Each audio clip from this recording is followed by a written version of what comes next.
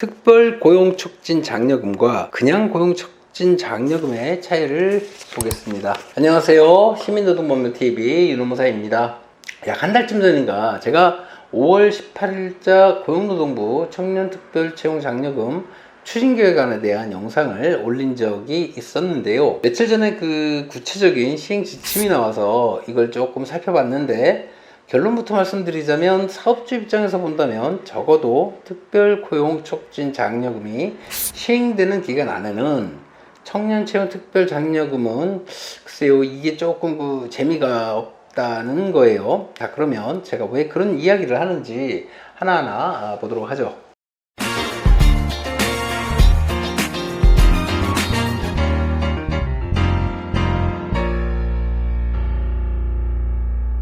요즘 고용장려금 제도가 아주 많은데 이런저런 고용장려금이 비슷한 명칭으로 마구 쏟아져 나오다 보니까 저도 그 용어가 헷갈릴 정도로 좀 비슷비슷해요.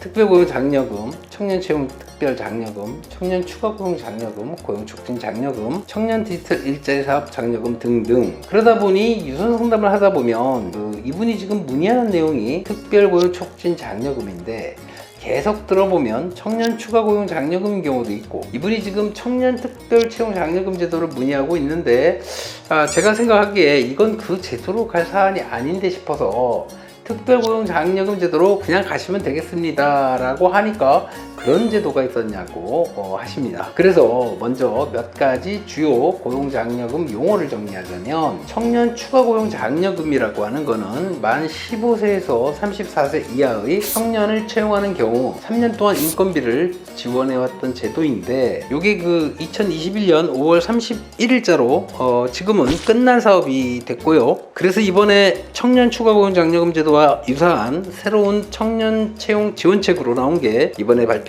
청년특별채용장려금이라고 보시면 되겠습니다. 다음으로 특별고용촉진장려금과 그냥 고용촉진장려금의 차이를 보겠습니다. 고용촉진장려금이라고 하는 거는 구직자가 경제적 수준 등이 조금 열악해요.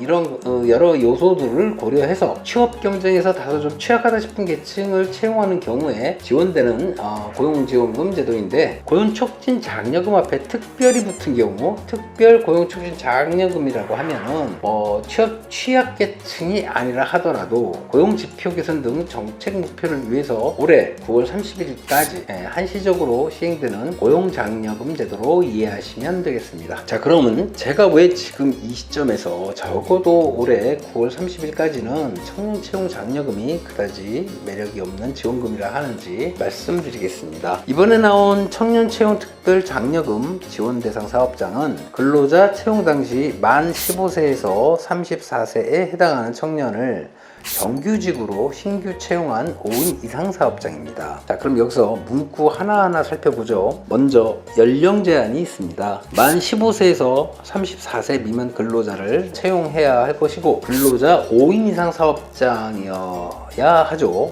다만 성장 유망 업종이나 벤처기업 이런 몇몇 업종에 대해서는 5인 미만 사업장도 지원 가능합니다. 그런데 여기서 또 몇 가지 단서가 더 붙는데, 청년을 정규직으로 채용해야 한다는 점인데, 그러니 이제 기간제 근로자인 경우에는 지원이 안 되고, 정규직으로 채용한 근로자와 최초 6개월 이상 고용 유지도 해야 장려금이 지급이 됩니다. 또 한 가지, 작년도 2020년 말 피보험자 기준 소응 근로자 수가 또 증가해야 돼요. 자, 그런데 근로자가 입사해서 최초 6개월 고용 유지가 된다는 보장이 어디 있겠습니까? 근로자가 개인 사정이나 회사와 맞지 않아서 자진 사직할 수도 있는 거고, 사용자 사정으로 근로자가 6개월 고용 유지를 못하는 경우가 의외로 많습니다. 이렇게 최초 6개월 피보험 자격이 유지되지 않는 경우에 청년채용장려금은 한 푼도 지원되지 않습니다. 이렇게 모든 조건이 충족되는 경우라야 청년채용장려금은 월 75만원씩 12개월에서 900만원이 지급되는 것이죠. 자, 그런데 지금부터 9월 30일까지 시행되는 특별고용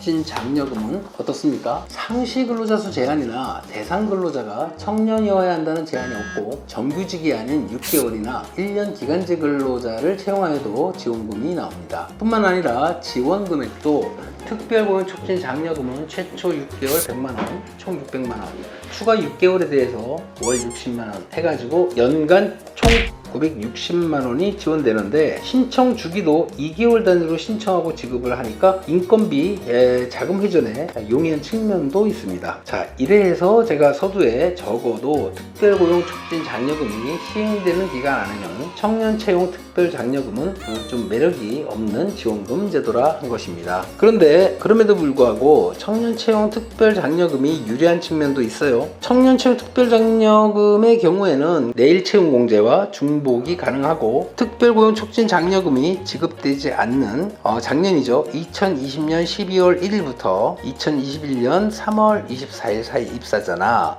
특별고용 촉진 장려금이 끝나는 2021년 10월 1일부터 2021년 12월 31일 사이에 채용된 인원에 대하여는 지원이 된다는 것이죠. 자, 그리고 특별고용 촉진 장려금 시행기간 안에 근로자를 채용한 건 맞는데 구직 등록 요건이나 실업 충족 기간 등 결격 사유가 발생해서 지원 대상에서 제외된 경우라면 청년 채용 특별 장려금을 활용할 수밖에 없겠죠. 자, 이렇게 오늘은 청년별 채용 장려금 고용 지원 사업과 특별 고용 촉진 장려금 제도를 비교해 보았는데요. 다음 시간에는 근로자를 채용해 놓고 고용 장려금 신청 단계에서 근로계약서를 잘못 작성했다든가 최저임금을 위반하거나 임금 대장이 이게 뭐가 안 맞아, 그런 문제로 고용 장려금 지급이 거부되는 몇 가지 사례를 소개하고자 합니다.